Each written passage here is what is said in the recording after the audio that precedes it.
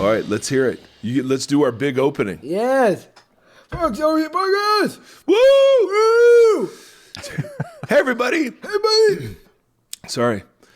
Welcome to the Voxology Podcast. Yes. It's Mike. Amy. And Seth. And Sam. And Tim. And happy Christmas or happy holidays, whichever you prefer.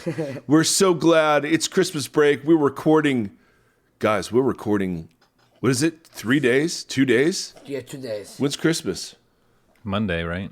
Monday. So today's This Friday. will come out on Christmas Day. What? Nobody All right, will be let's sing. listening. Let's sing for him, right? Wait. Ready? 1, 2, 3. We wish you a Merry Christmas. We wish you a Merry Christmas. We wish you a Merry Christmas and a Happy New Year. Nice. What you want to do, Nailed Jingle it. Bells? Because Yes. you killed Jingle Bells at your choir concert. Ready? Yeah, we're snapping. It was a very jazzy version. Ready? Jingle bells. Jingle bells, jingle all the way. Oh, what fun it is to ride horse open sleigh. Hey, jingle bells, jingle all the way. Oh, what fun it is to ride a one horse open sleigh. Merry Christmas. Merry Christmas. Happy Boxing Day. Happy Boxing Day. Timothy, what's a Stafford Christmas day like? Let's get It is into packed. Bad. All right, let's we hear got morning time, just the four of us here at our house, and then we head to my parents' house with all my siblings, and we do second Christmas where we have those orange frosting cinnamon rolls and mimosas every year. Really? So Is that good. how we celebrate the baby Jesus, Tim? That's how we do. Okay. And then we have my wife's family, who's Oh. also in town, and it's also our son's birthday. He was born on Christmas Day, so it is action packed Bro. from start to finish. So how do you celebrate? So Seth's birthday is the day after Christmas, Yes. yeah. which, gives us a little buffer. But how do you celebrate him? We used to do evenings for him. I think we're gonna do Christmas evening. Okay. Christmas Eve evening. We'll do Nice. a little thing for him. Perfect. Always depends on who's in town and when and all that kind of stuff. Yeah, it's kind of a bum rap to be born on Christmas Day. Yeah. You're competing with Jesus for the rest of your life, but it Seriously. Yeah. is what it is. The nice thing in our case is that Seth Theory has a convenient marker to remember when it's his birthday. That's right. So It's me. Yep. It's you. Me. You. Yep. So that's fair, dude. That is a very full day. Our Christmas days, and this is a holdover from mega church days. Our Christmas days are just family, like just the five of us. Nothing. We don't want to go anywhere. We don't want to do anything. It's just chillax. Am I right, Seth Theory? Okay, Seth Theory's making faces into the camera. There we go. All right, Seth. Guess what? What? It's Christmas Day, so we're going to talk about the lake of fire. Make your fire. Yes, what better topic than the lake of fire for Christmas Day? You know what I'm saying? Yeah. So, ladies and gentlemen, first of all, just a couple of business items. Tim, do you have any new material out floating in the world? We highlighted new singles the last couple of episodes. Do you have a new one out? There's a new one coming out in January and then a full album coming out in January. That's what I'm talking about, Tim Stafford. Yeah, boy. My Yes. therapist said I have to make all the art and put all of the art out. Okay, but deadlines are good for you. So, Yeah, Yep. they are. That's fantastic. I love that, bro. Congratulations. So fun. Thank you. Yep. Seth Theory, it looks like he's trying to grab a seat next to me, Fair enough. which he was chewing on my ear prior to this. So, Well, you piqued his curiosity with the Lake of Fire. Now he really wants to hear what happens. yes, dude, seriously, Johnny Cash put it best.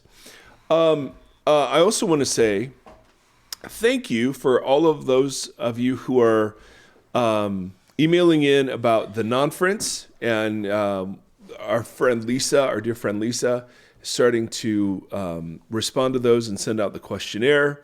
And then we've got several folks saying, hey, maybe something about how to fall in love with the church again would be helpful for them. Thank you too for those of you who've done sort of the year-end giving stuff. That's been so stinking generous. Thank you. It's so humbling, and we're so grateful. And yeah, so whether you've done it on Patreon or Tidely, you just awesome. Seth and I did a bunch of thank you videos. Yeah, video. The other day. So Yeah. yeah, he's money. Yeah. So that's all our business. Tim, it's time. All right.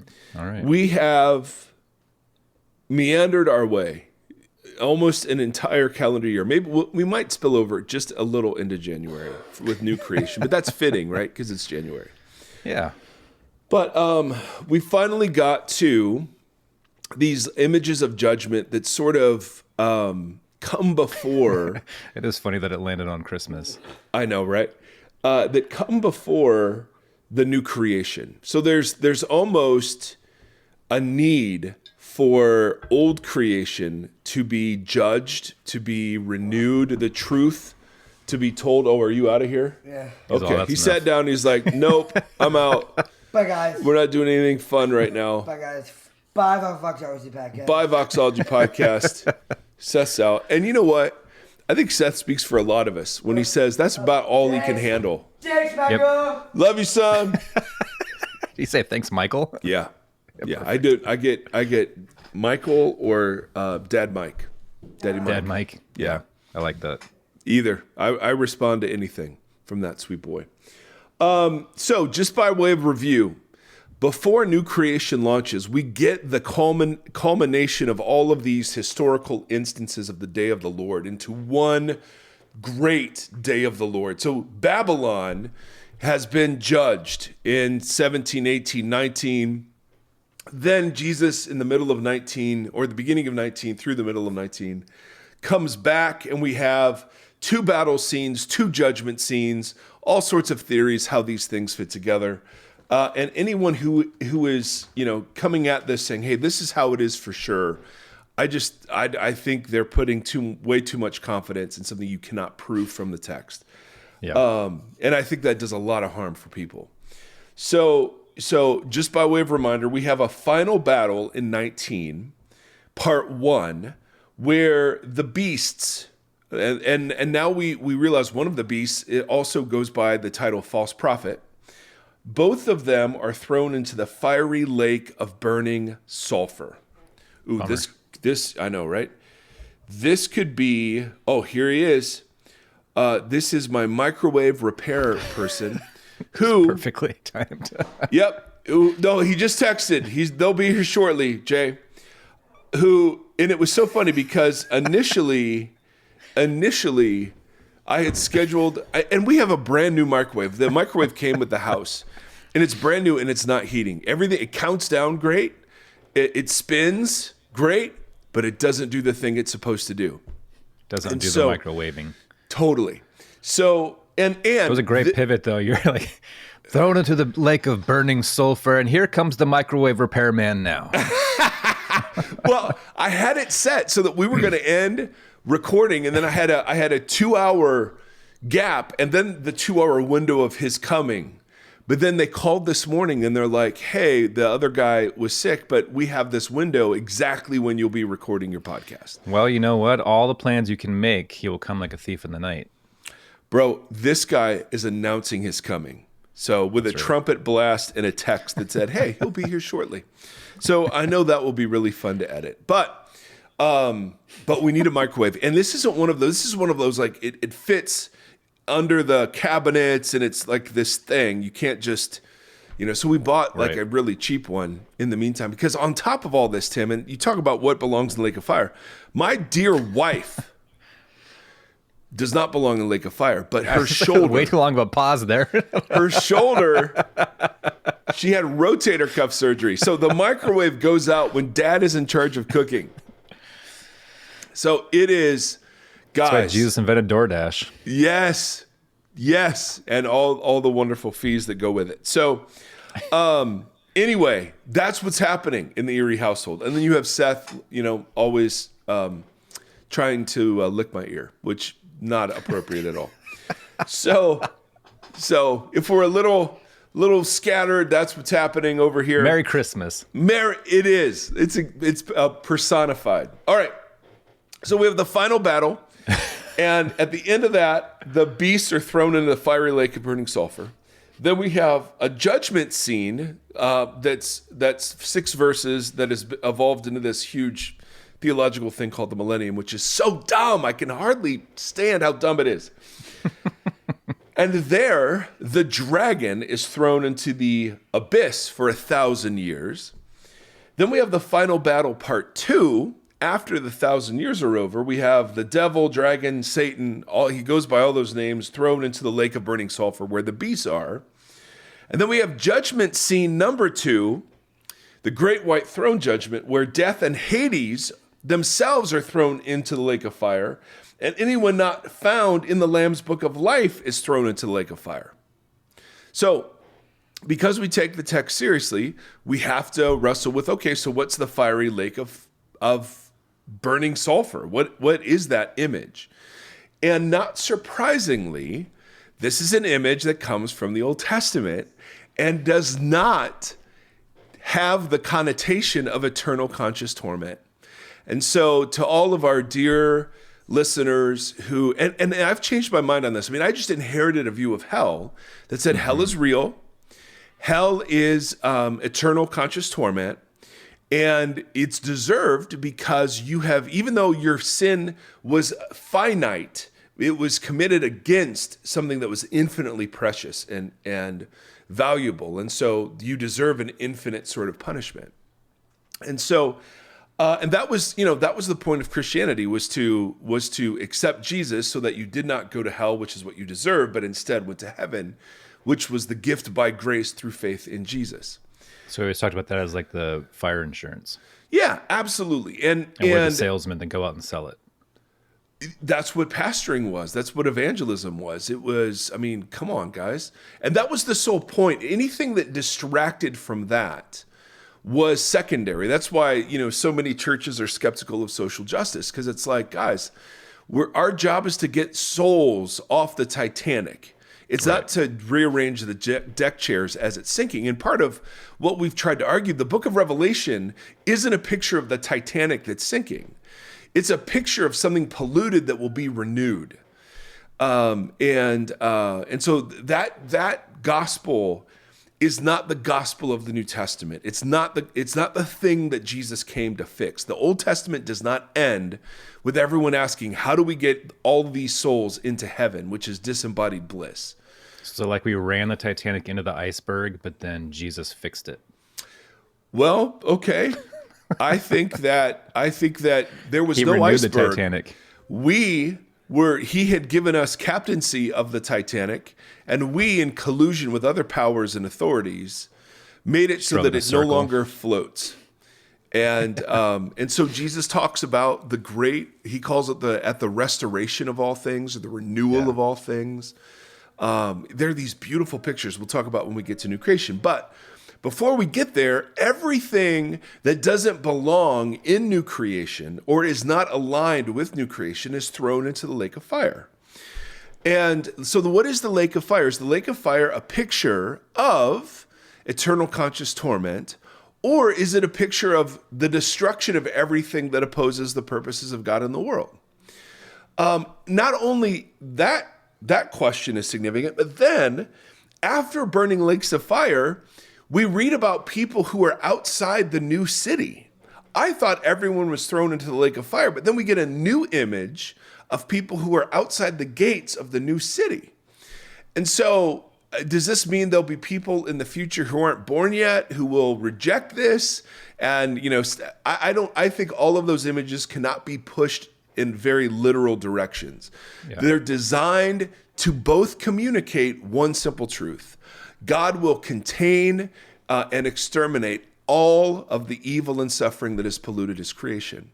Now, does that mean all the people too? Well, you get an image that says that all those who oppose, whose names are not written in the Lamb's book of life, will be cast into the lake of burning fire.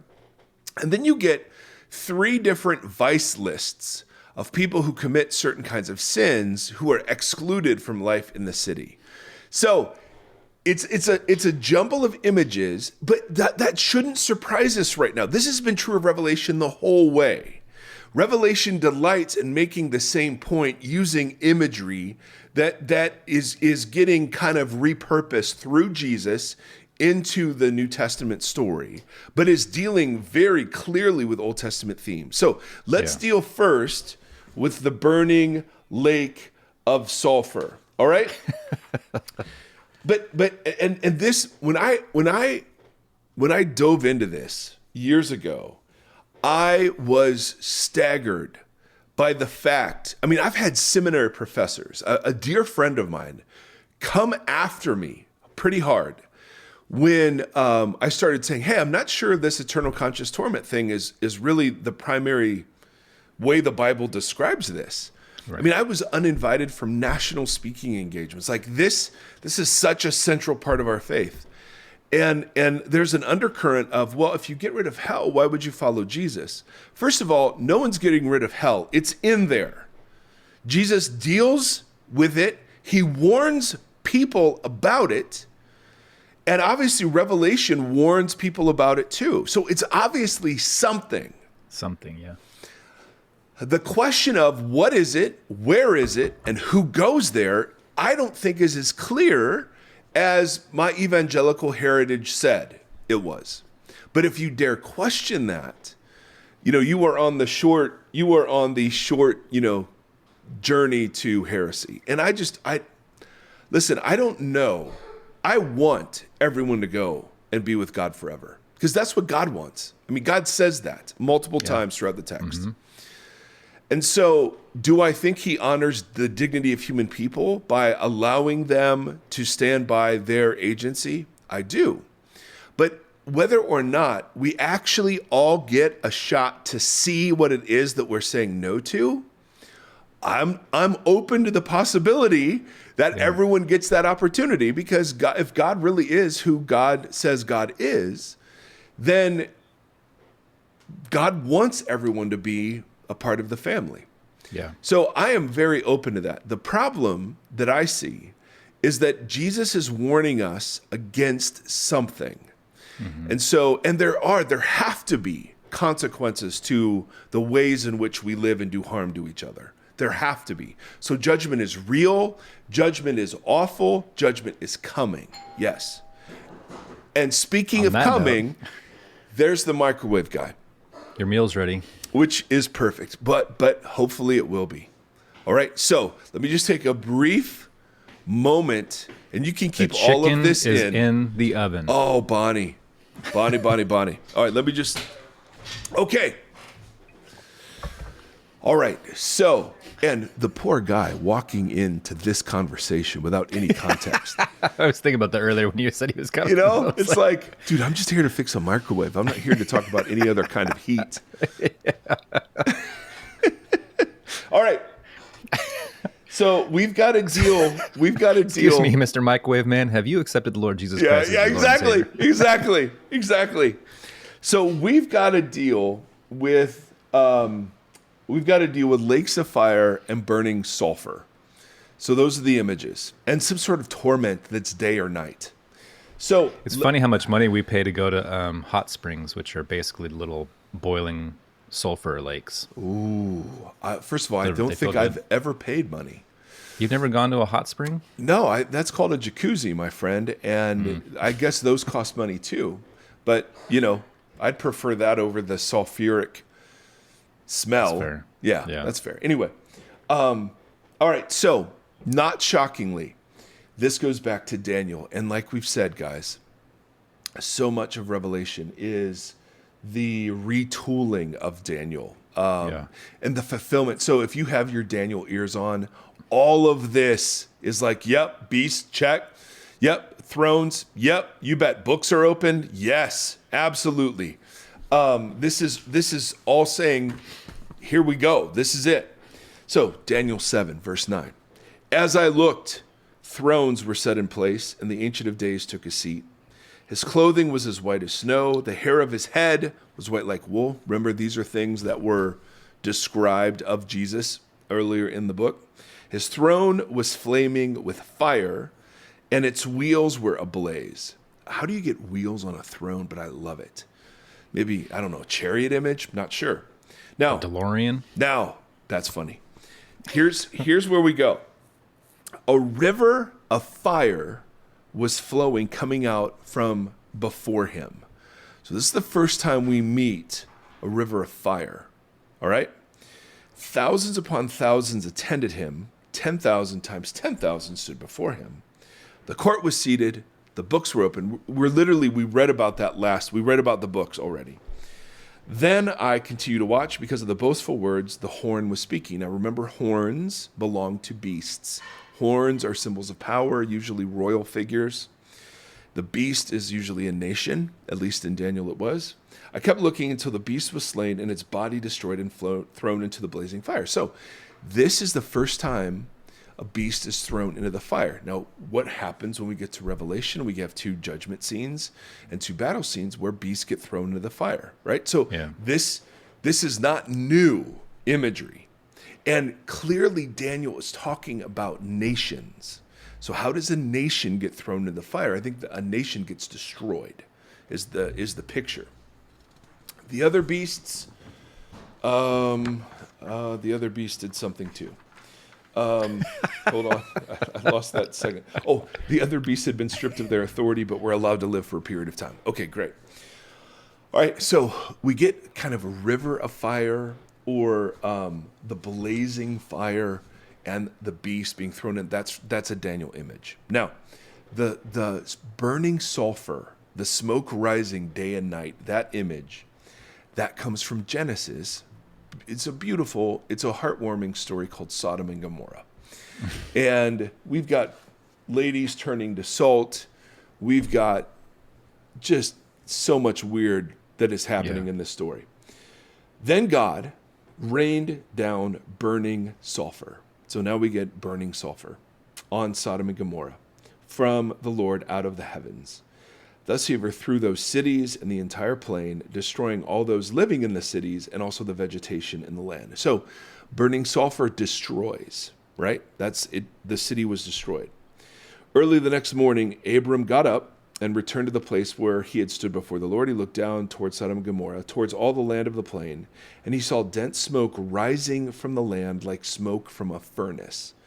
Now this image, okay, burning sulfur, destroying, and then smoke rising as evidence of its destruction, that image gets pushed forward all throughout the rest of the Bible. And that image is not an image of torture. That's an image of destruction. All right? So, in Deuteronomy, we're going to see this over and over and over. I'm going to show it a bunch of times to make the case when we get to Revelation and read about it. We're not reading something new. This is stock imagery. So, Deuteronomy 29, your children who follow you in later generations and foreigners who come from distant lands will see the calamities that have fallen on the land and the diseases which the Lord has afflicted upon it. This is part of the curses of the covenant. The whole land will be a burning waste of salt and sulfur. Nothing planted, nothing sprouting, no vegetation. So it's a ruin. It's destroyed. It will be like the destruction of Sodom and Gomorrah. Right? So Sodom and Gomorrah becomes an archetype of something that is destroyed by fire, sulfur, or whatever, and the smoke rising. All right, so here we go, Isaiah 34. This is a prophecy against the nations, particularly against Edom, E-D-O-M. For the Lord has a day of vengeance, a year of retribution to uphold Zion's cause. Edom's streams will be turned into pitch. Their rivers will be turned into tar. Her dust into burning sulfur. Her land will become a blazing pitch. It will not be quenched night or day. Its smoke will rise forever. From generation to generation, it will lie desolate. No one will ever pass through it again. So what's this image of? It's an image of a nation being what? Destroyed. Destroyed, yeah. Right? So we've got sulfur, fire. The smoke will not be quenched day or night. Does that mean Edom still exists and is being tortured? No. It's an image that is borrowing from the imagery of Sodom and Gomorrah to say what God did to Sodom and Gomorrah, God will do to Edom. its smoke will rise forever. Now, does that mean it's still burning? Or does its smoke rising forever mean that the smoke is a testimony to the idea that it was destroyed? For all, yeah. For once and for all. It was destroyed once, but then the smoke rising says, this is evidence of its destruction. I'm so sorry. This might be the weirdest podcast in the history of the world you have to listen to. Yes. It's heating? Jesus, talking about coming day of judgment, he says, it will be the same in the days of Lot.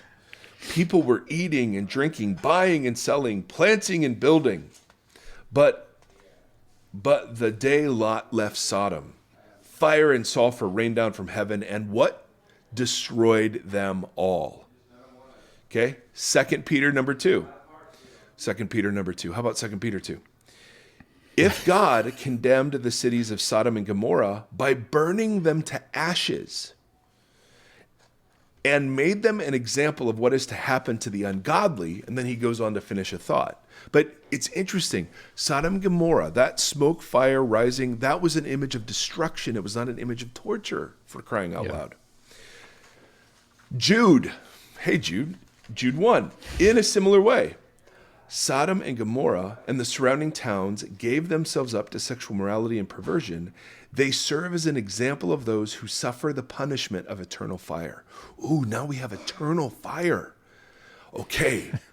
Now, did Sodom and Gomorrah suffer eternal fire? Yes or no? No. Yes. Well, he says they did.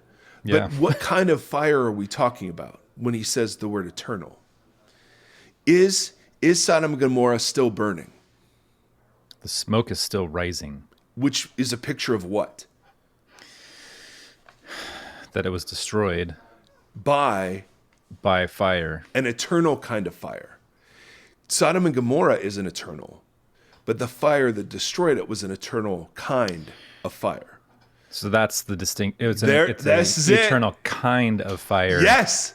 Yes, because when you get to the word eternal, which is the word aionios in Greek, all right, and I'm not making this up, it can mean three different things. It can mean never ending. It can mean a fixed period of time, which is super interesting. So eternal can mean a fixed period of time. It can be never ending or a fixed period of time. Yep. Or got it. Or it can be a quality of something else, which is what we just read here, an eternal kind of fire. So how do you know when it's never ending, when it's a fixed period of time? Well, the referent of the picture that Jude is using is of Sodom and Gomorrah, which was only destroyed once. Right. Right? So what is eternal? The kind of fire that's in view here is the kind of fire that destroyed something. That's called an eternal kind of fire. They were destroyed eternally. They were not being destroyed eternally. For eternity, yeah. Yep, for eternity. Exactly right. Do you see the difference? Mm-hmm.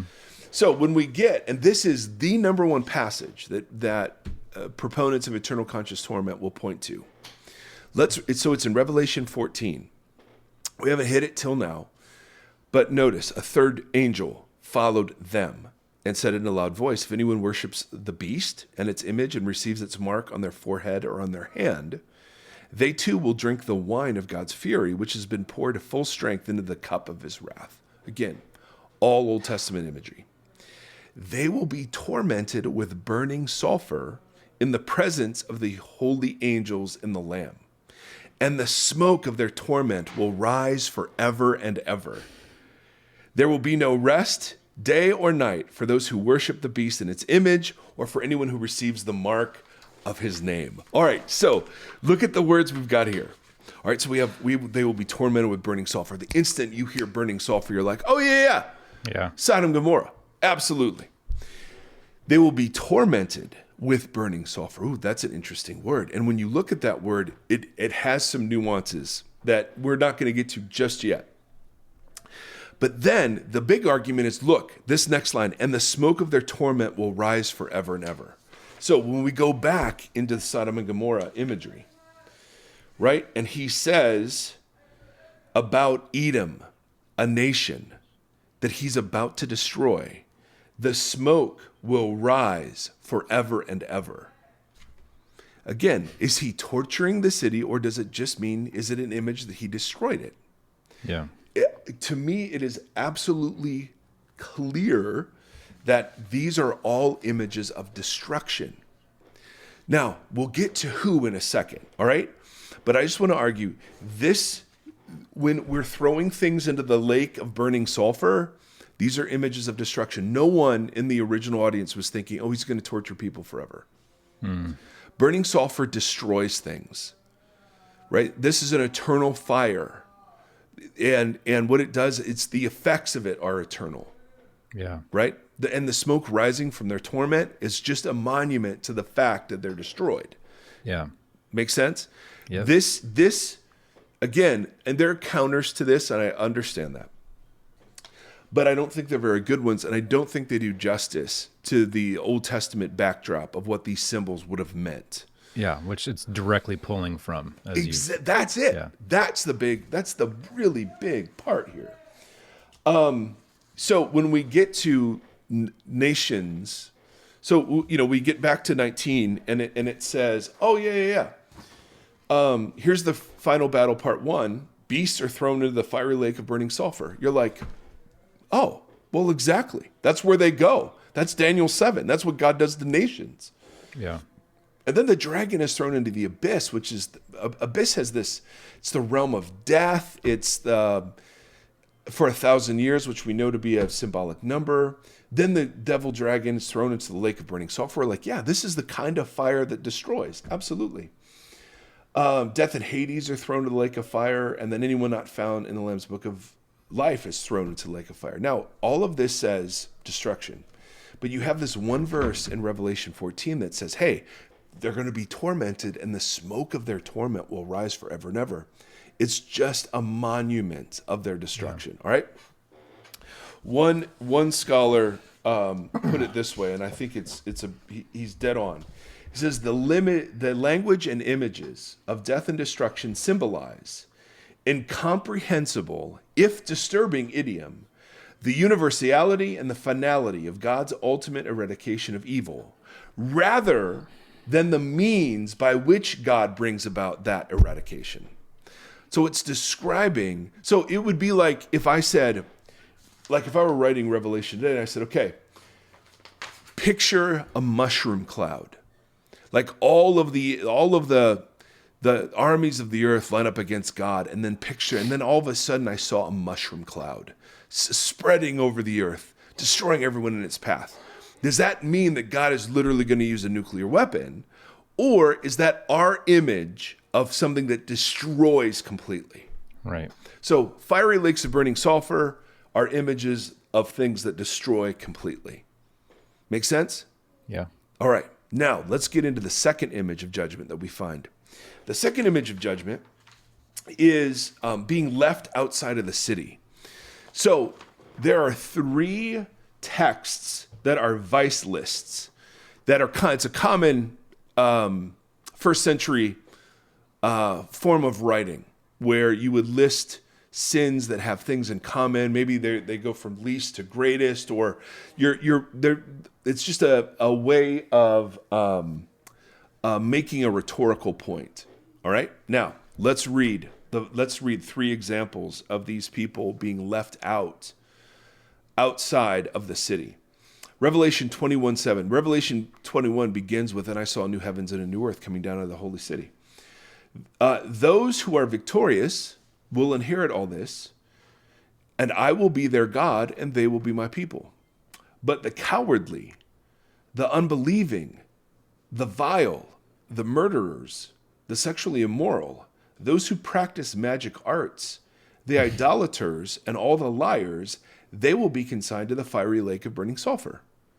Now, what's interesting is, who are these people exactly, if we've already had fiery lakes of burning sulfur done already? This is the second death. Revelation 21:24. The nations will walk by its light, and the kings of the earth will bring their splendor, the New Jerusalem, will bring their splendor into New Jerusalem. On no day will its gates ever be shut, for there will be no night there. The glory and honor of the nations will be brought into it. Nothing impure will ever enter it. nor will anyone who does what is shameful or deceitful, but only those whose names are written in the Lamb's book of life. Again, some sort of implication that though the gates are open, not everyone can come in. Revelation 22:14. Blessed are those who wash their robes. Now, it's interesting. Wash here isn't, it's in the present tense in an active. Like those who are washing their robes, blessed are those, that they might have the right to the tree of life and may go through the gates into the city. But outside are the dogs, those who practice magic arts, the sexually immoral, the murderers, the idolaters, and everyone who loves and practices falsehood. All right, so that's super interesting. Those lists have a little bit of overlap, right? You've got magic arts mentioned a couple of times, whatever. So it's interesting that in 19 and 20, those who don't believe in the Lamb are consigned to the lake of burning sulfur. But then the lake of burning sulfur is also around when this new city comes, and those who are outside the city are thrown into it. Again, I think this is a way of telling us these are not literal images like a mushroom cloud. They're symbolic images of what God is going to do when he remakes everything. So that's the first part. Now, this was new when I began to study these kind of outside the city texts.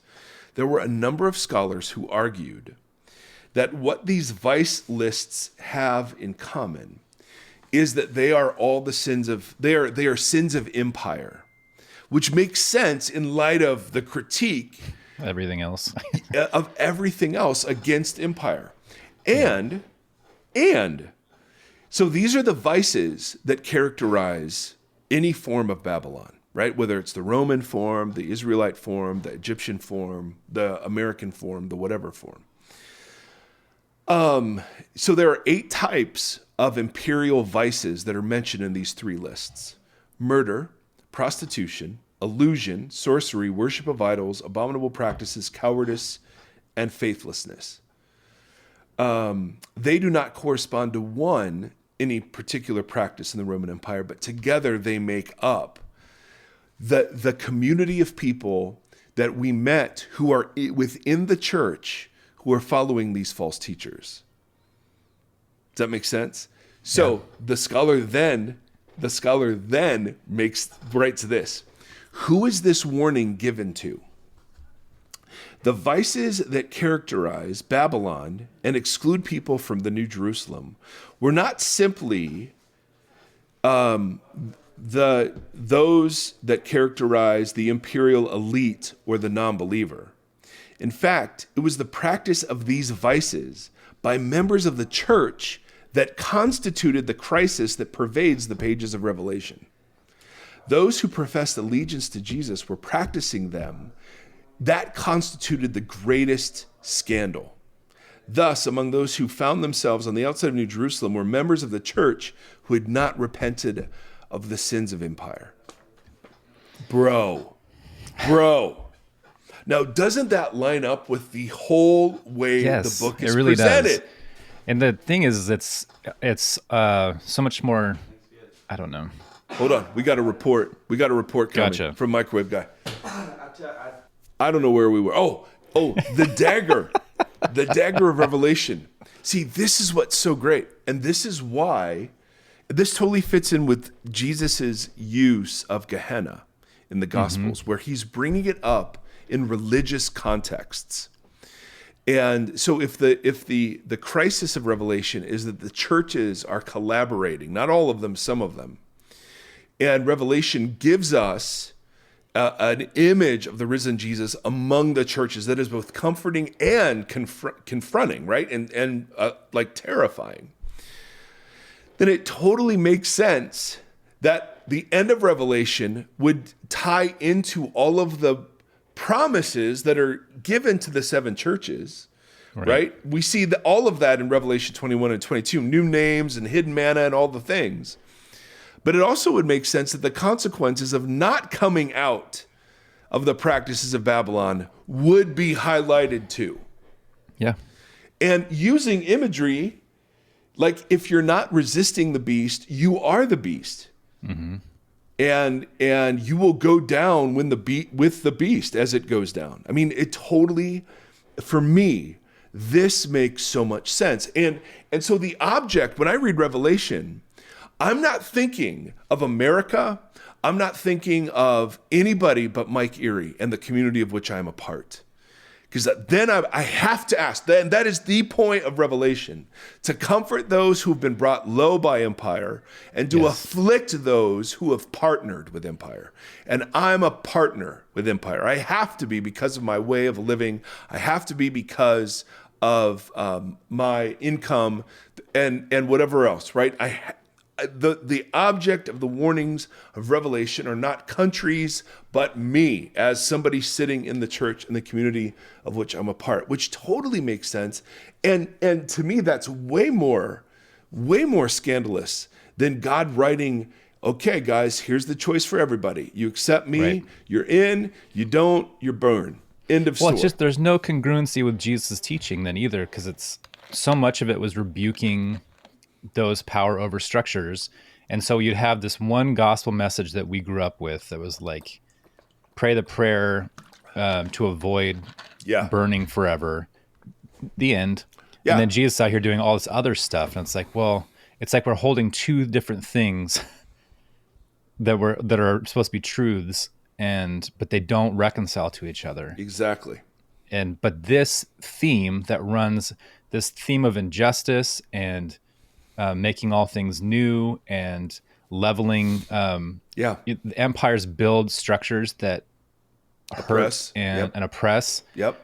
That is a theme from page 1 to the end. Dude, totally. So it's just like this brings congruency. This ties the Old Testament that can be confusing with the New Testament. It ties them together in a way that's congruent. Yes. Yep. It's the same cycles over and over of oppression and then exodus and liberation and then judgment. I mean, like, you just see this where Israel is the object of grace. Israel at times is the object of judgment. The church is the object of grace, and the church is the object of judgment too. Yeah. And so, I just think when I read Revelation, I'm comforted, but by and large, I am challenged to the core. 100%. Like, I'm not sitting here going, yes. That's an apocalypse.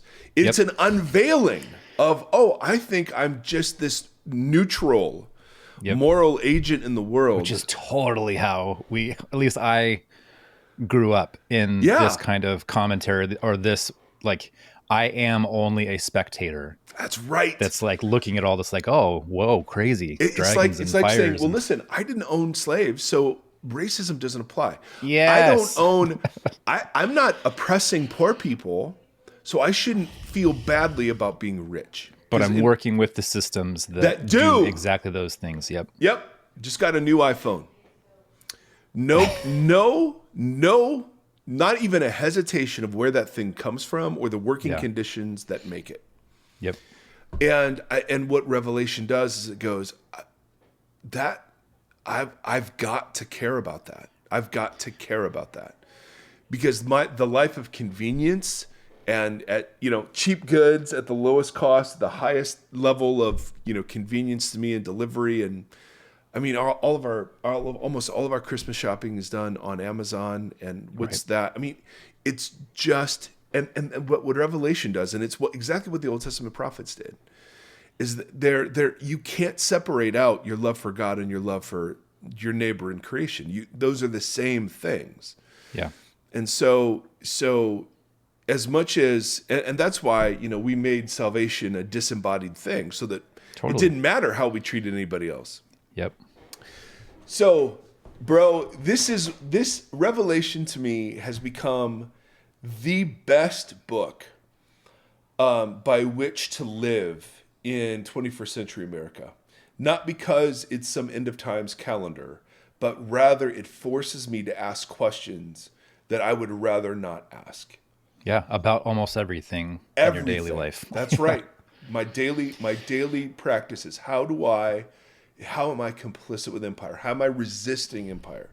Yeah. And it forces me to reckon with how churches do church and how churches spend money and on buildings and multiplexes and all the things, right? I mean, you just sit there and you go, man, I am the object of the warnings. Absolutely. Yeah. Absolutely. How do we participate in that? How do we not even just participate, like how do we hold those systems up and advance them? Totally. And then there are those little things, like you said, that we don't think about with the way we purchase, the way we navigate day-to-day life. This is very challenging for that. But the reverberations too, like I was on a hike yesterday and we were talking about a bunch of ministries that we've been a part of in the past and terrible things that we said to people that we thought were gospel. Like just, any of us who have worked in ministry that come to a certain point where you look backwards and you're like, did I really say that? And you kind of, you know what I mean? You have to wrestle through like waking up in the middle of the night. Somebody said like the old cliche of sticks and stones may break my bones, but words will never hurt me. How wrong that is. Cause none of us wake up at 3 a.m. thinking about that rock that hit us. We think about the words that we said or that were said to us. Mm-hmm. Like we carry that forever. But I like the fact that Jesus came the way he came. It's Christmas. Yeah. So the fact that Jesus came the way he came in light of this conversation. Yes.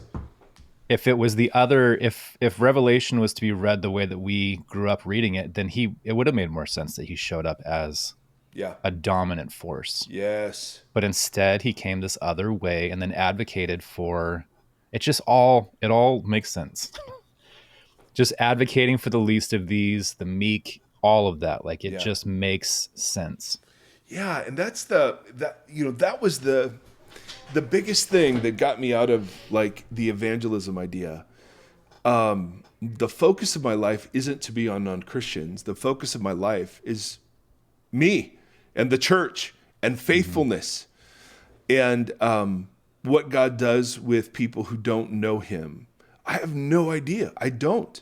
And I would love everybody to come to believe this. I think it's true. I think it's good. I think it's beautiful. It's like we say, the story we're willing to be wrong about. Join our friend Rachel Howell Evans.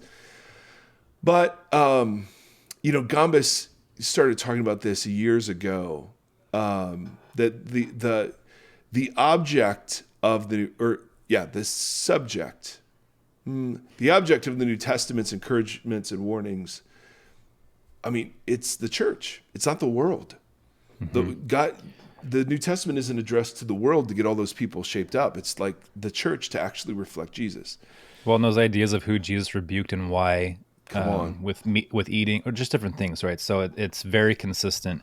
Even when we had, I know it's controversial, but when we had Bradley Jersak on to talk about his book, Her Gates Will Never Be Shut. Yeah, it was all centered on some of the scripture, and a lot of his thing was that some people may not come to like accept what Jesus is teaching here, but there's a good chance that when they are face to face, they will drop to their knees. And then it starts to reverberate out after that. So what does it mean to burn sin and death? Like totally. Then you ask about what is the definition of sin and what is the definition of death, and what roles do they play in humanity?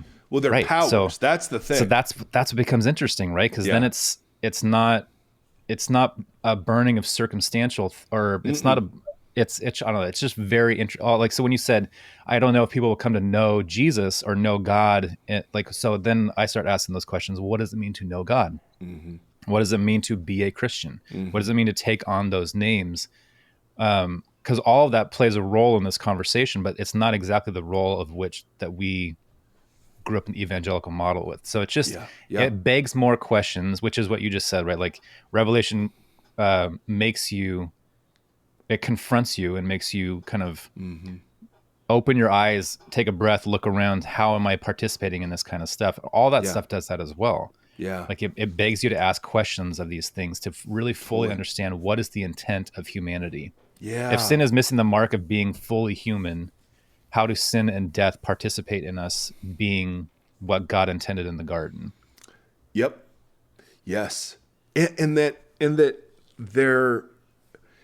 there's some sort of agents in the world. I mean, that's like, wow. Sin, death, and the I see dragon. That chaos, influence, right? These entities that maybe govern over nations and cause Babylons to be built and to operate and to succeed.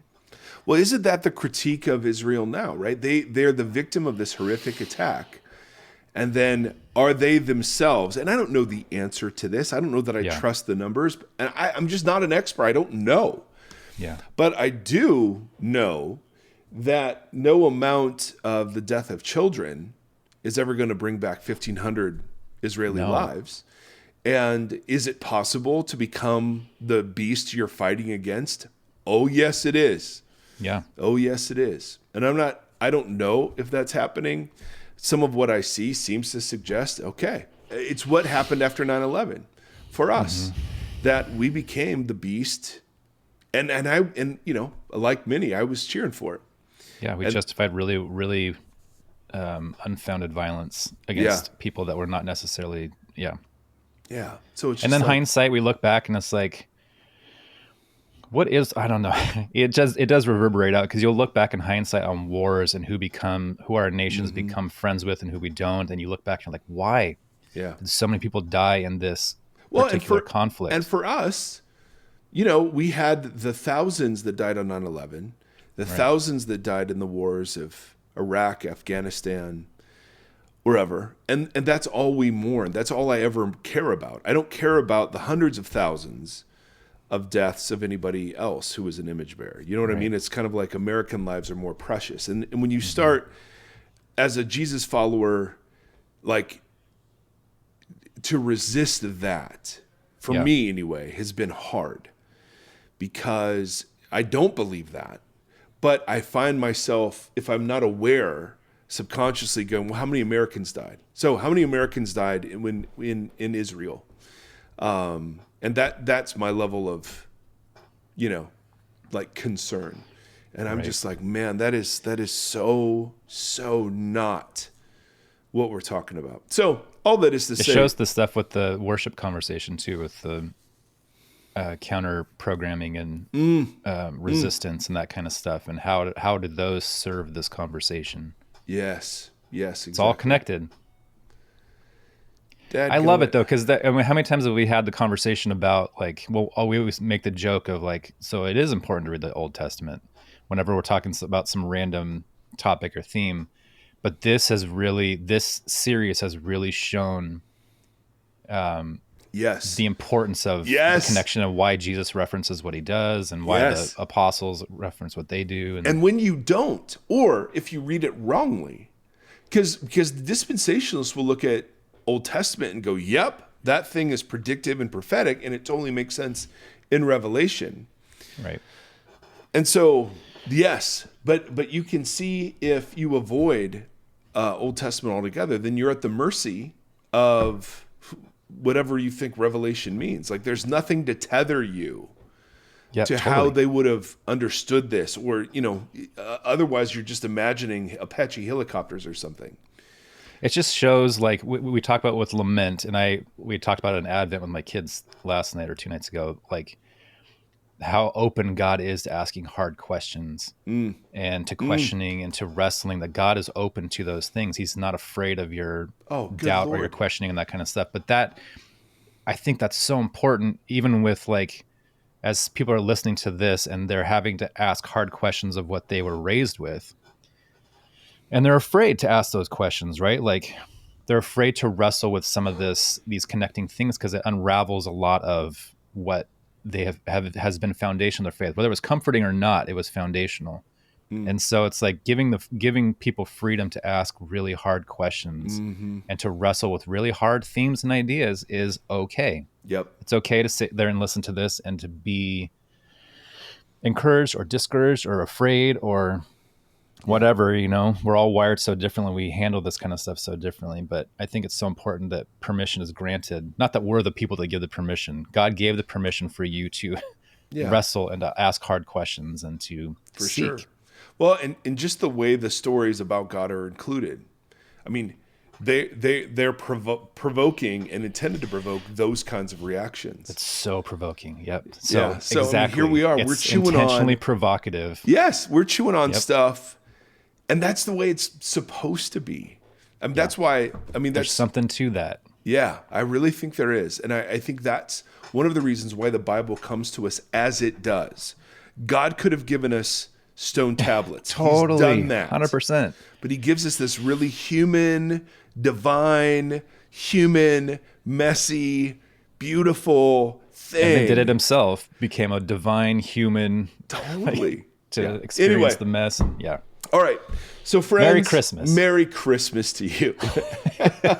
We hope you're sitting next to a very tame fire, warming yourself, having a great day. And if you're not having a great day, that's really okay too, because no one says you have to enjoy all of this. We are Nate and I were commenting on how very little we have prepared ourselves. It's just been absolutely nuts. And it's like my therapist, I had a great therapist back in the day when I would really build Christmas up as like the ultimate expression of the family I wanted and didn't feel like I had always. Oh, yeah. And then I would have this hangover in January and February that was just crippling. And he's like, hey, yeah, grief, disappointment, anxiety. Yeah. And he's like, you know what? Why don't we just not make it a big deal? It's just okay. You're fine. Wait, can we do that? Yeah. I'm like, hello? There you go. There's that kind of permission right there. Like, right, exactly. You can let go. Anyway, friends, we love you. We're very grateful for you. Happy holidays. Goodbye.